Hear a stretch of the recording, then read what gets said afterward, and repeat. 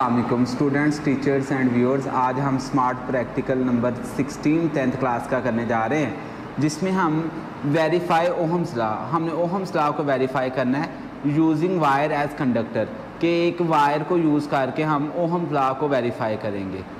जी students, तो हमने ohm law को वेरीफाई करना था, तो यहाँ पर बताना बहुत ज़रूरी है कि ओहम लॉ क्या होता है। ये एक कंडक्टर है, इस कंडक्टर के दो एंड्स हैं, एक ए और बी। इसको मैंने बैटरी के साथ कनेक्ट कर दिया, जिसका पोटेंशियल डिफरेंस V था, वोल्टेज। जब मैं इसको ए को पॉजिटिव के साथ कनेक्ट करूंगा और जो बी एंड है कंडक्टर का, वायर का, आप वायर भी कह सकते हैं, उसको नेगेटिव के साथ कनेक्ट करूंगा, तो जो करंट है वो पॉजिटिव टर्मिनल से नेगेटिव टर्मिनल फ्लो होना शुरू हो जाएगा।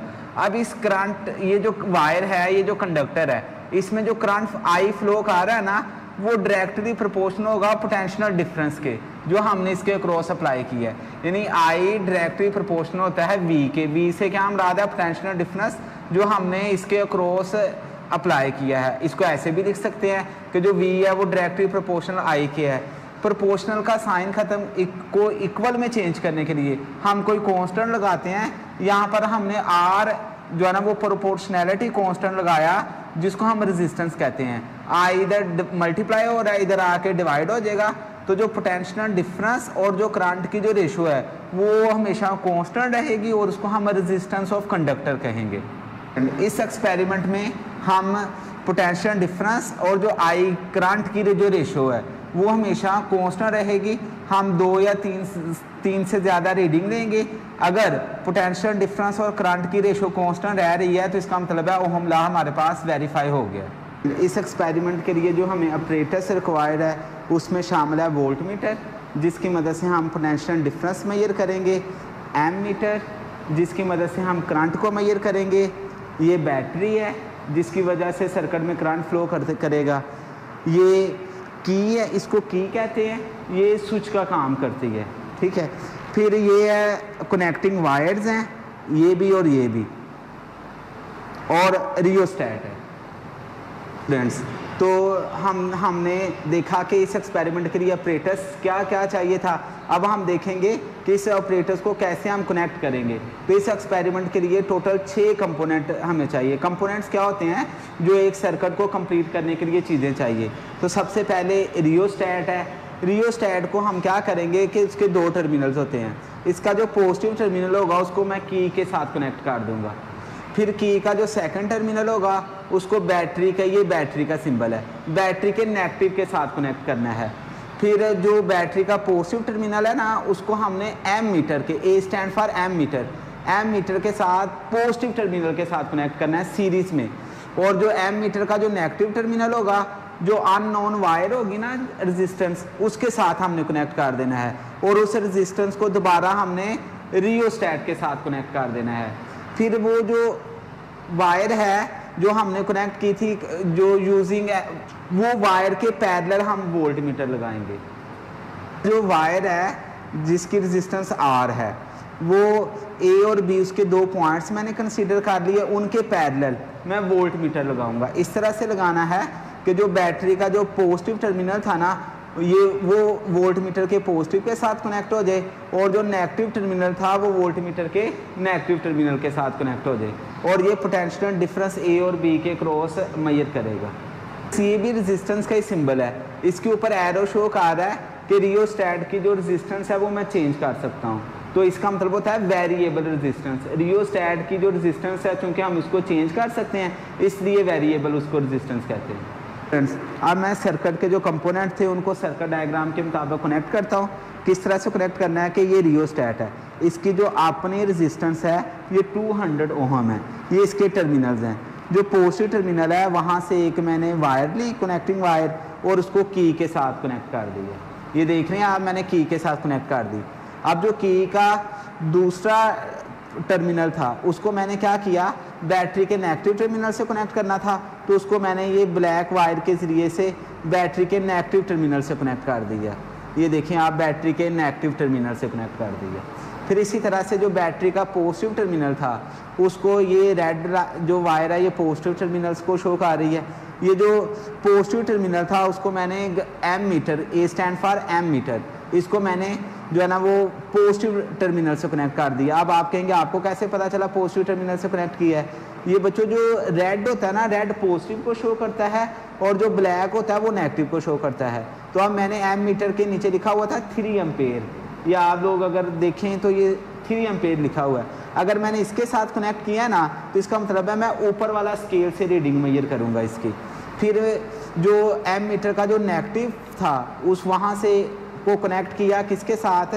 नेगेटिव को कनेक्ट कर दिया हम लोगों ने एक नाइक्रोम वायर के साथ। ये नाइक्रोम वायर है, ये देखें, ये जो वायर है जो हमने पढ़ा था ना कि using wire as a conductor, तो वो जो वायर है उसके साथ क्या करना है? एम मीटर के नेगेटिव को कनेक्ट कर देना सीरीज के साथ। फिर उस वायर का जो दूसरा एंड होगा उसको हमने क्या करना है? जो रियोस्टेट का जो नेगेटिव पॉइंट था वहां पर कनेक्ट कर देना है। अब वोल्ट मीटर कहाँ और कैसे प्लेस करना है? जो हमने नाइक्रोम वायर सीरीज में लगाई हुई थी ना बच्चों, उसके साथ मैंने पैरेलल में वोल्ट मीटर कनेक्ट करना है जो पोटेंशियल डिफरेंस को मेजर करेगा। तो मैंने यहाँ से एक वायर ली और एक वायर यहाँ से ली और उसको वोल्ट मीटर के साथ कनेक्ट कर देना है।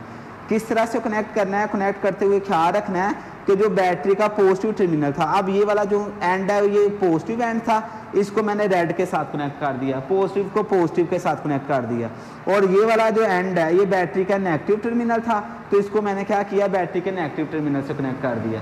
तो इस तरह से देख रहे हैं आप लोग कि जो वोल्ट मीटर है वो वायर के अक्रॉस पैरेलल मैंने कनेक्ट कर दिया और ये पोटेंशियल डिफरेंस को मेजर करेगा। तो सर्किट कंप्लीट करने के लिए आपने ये जो की थी इसको इंसर्ट कर देना। जब इसको हम इंसर्ट करेंगे तो एम मीटर कुछ रीडिंग शो करेगा। जिस तरह से आप देख रहे हैं कि एम मीटर पर कुछ रीडिंग आई है, ये करंट की वैल्यू है, इसको हम नोट कर लेंगे कि जोन सी वैल्यू होगी। और इसी तरह से वोल्ट मीटर पर रीडिंग भी हम नोट कर लेंगे, तो वो जो करंट और वी की रीडिंग है वो हम अपने टेबल में दर्ज कर लेंगे। फिर मैं क्या करूँगा? वी को आई पर डिवाइड करूँगा तो रेजिस्टेंस आ जाएगी। तो जब मैंने की क्लोज की, मतलब सर्किट कंप्लीट किया, और जो है ना वोल्ट मीटर पर जो रीडिंग आई पोटेंशियल डिफरेंस की वो 5 वोल्ट आई। ये जो 5 वोल्ट है ये पोटेंशियल डिफरेंस की वैल्यू है, इसको हम मेजर कर लेंगे।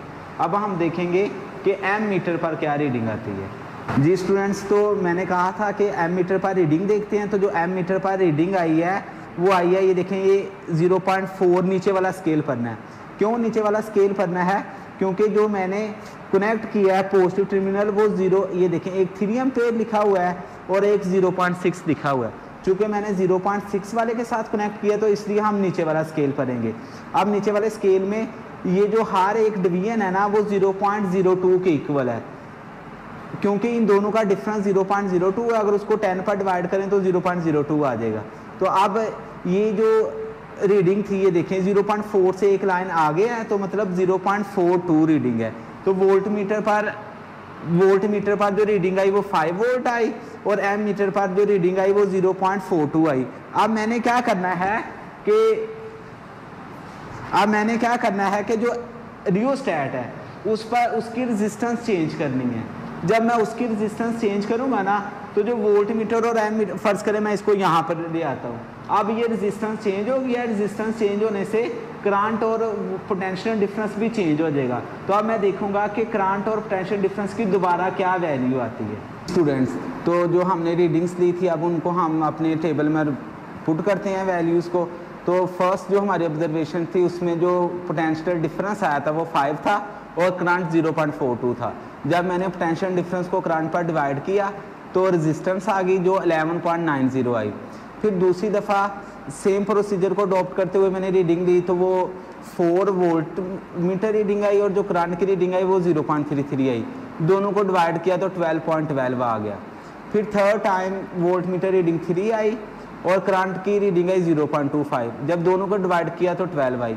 आप देख रहे हैं कि जब मैं पोटेंशियल डिफरेंस को करंट पर डिवाइड कर रहा हूँ तो जो ऑलमोस्ट जो रेजिस्टेंस आ रही है वो 12 आ रही है। इस तरह से हमारा जो ओहम्स लॉ है वो वेरीफाई हो गया।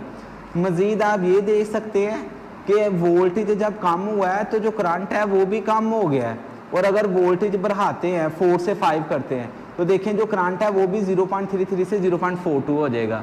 तो इसका मतलब ये हुआ कि वोल्टेज बढ़ाने से करंट बढ़ रहा है और जो दोनों की जो रेशो है वो कांस्टेंट रह रही है। तो यही हमारे पास ओहम लॉ थे। फ्रेंड्स अब ये तीनों रीडिंग्स की हम मीन रेजिस्टेंस निकाल लेते हैं, तीनों को प्लस करके 3 पर डिवाइड करेंगे तो इस तरह 12 हमारे पास रेजिस्टेंस ऑफ वायर आ जाएगी जो हमने कनेक्ट की थी।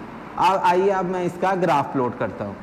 जी स्टूडेंट्स, तो अब हम ग्राफ बनाते हैं। ग्राफ बनाने के लिए मैंने क्या किया, एक्स एक्सिस और वाई एक्सिस ड्रा किए। एक्स एक्सिस पर पोटेंशियल डिफरेंस ले लिया जिसको हम वी से ज़ाहिर करते हैं, और वाई एक्सिस पर मैंने करंट ले लिया, करंट को आई से शो करते हैं। अब जो वैल्यूज़ हैं वो मैं आपको स्केल के मुताबिक बता दूं। जो एक्स एक्सिस है वहाँ पर मैंने जो एक बिग बॉक्स था उसको 1 के इक्वल सपोज किया। इसी तरह से नेक्स्ट 2 हो जाएगा, 3 हो जाएगा, 4 हो जाएगा और 5 हो जाएगा। अगर आप देखना चाहेंगे कि एक स्मॉल बॉक्स किसके इक्वल हो जाएगा तो वो 0.1 के इक्वल आ जाएगा इसको 10 पर डिवाइड करने से। इसी तरह से जो करंट एक्सिस है यानी वाई एक्सिस है उस पर जो एक बिग बॉक्स है वो मैंने 0.1 के इक्वल सपोज कर लिया। इसी तरह नेक्स्ट 0.2, 0.3, 0.4 मैंने ये अपनी वैल्यूज़ के मुताबिक सपोज किया ताकि मुझे रीडिंग लेने प्लॉट करने में आसानी हो जाए।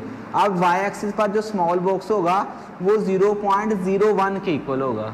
तो जो फर्स्ट रीडिंग थी स्टूडेंट्स हमारे पास वो वोल्ट मीटर पोटेंशियल डिफरेंस की वैल्यू 5 थी तो ये 5 पर आ गए, और जो करंट था 0.42 था तो देखें ये 0.4 देख रहे हैं। फिर आगे देखें ये जो एक वैल्यू है वो 0.01 के इक्वल है एक बॉक्स, तो 5 के बिल्कुल सामने, ये 5 के बिल्कुल सामने। इधर से जब मैं एक लाइन गया 0.4 तो 2 लाइन जब आगे जाऊंगा तो वो 0.42 होगा। तो इधर से मैंने 0.42 और 5 के सामने ये डॉट लगा दिया। इसी तरह जो सेकंड रीडिंग थी वो वोल्ट पोटेंशियल डिफरेंस 4 था, और जो मेरे पास करंट की वैल्यू आई थी वो 0.33 थी। अब ये 0.3 ये है तो 3 बॉक्स में आगे चला जाऊंगा तो ये 0.33 पर मैंने डॉट लगा दिया। इसी तरह से स्टूडेंट जब पोटेंशियल डिफरेंस 3 वोल्ट था तो जो मेरे पास जो करंट की वैल्यू थी वो 0.25 थी। अब 0.2 ये है तो 5 बॉक्स अगर ऊपर जाऊंगा तो 0.25 आ जाएगा। इसी तरह से मैंने जो है ना वो पोटेंशियल एक और रीडिंग ली जिसमें पोटेंशियल डिफरेंस 1 था तो ये 1 आ गया, और इस टाइम जो करंट की रीडिंग आई वो 0.08 आई थी तो मैंने ये पॉइंट लगा दिया। इन सब पॉइंट्स को आपस में मिला दिया with the help of scale, तो आप देख रहे हैं एक स्ट्रेट लाइन आ रही है। ये शो करती है कि जो पोटेंशियल डिफरेंस और करंट में डायरेक्टली प्रोपोर्शनल है, यानी अगर पोटेंशियल डिफरेंस बढ़ेगा तो करंट बढ़ेगा, पोटेंशियल डिफरेंस कम होगा तो करंट कम होगा। तो ओहम लॉ भी यही था कि जो पोटेंशियल डिफरेंस होता है वो करंट के डायरेक्टली प्रोपोर्शनल होता है, और ये स्ट्रेट लाइन इस चीज़ का प्रूव है कि दोनों डायरेक्टली प्रोपोर्शनल है। स्टूडेंट हमारा एक्सपेरिमेंट कंप्लीट हो गया है, अब आप लोगों ने इसको अपनी लैब में परफॉर्म करना है।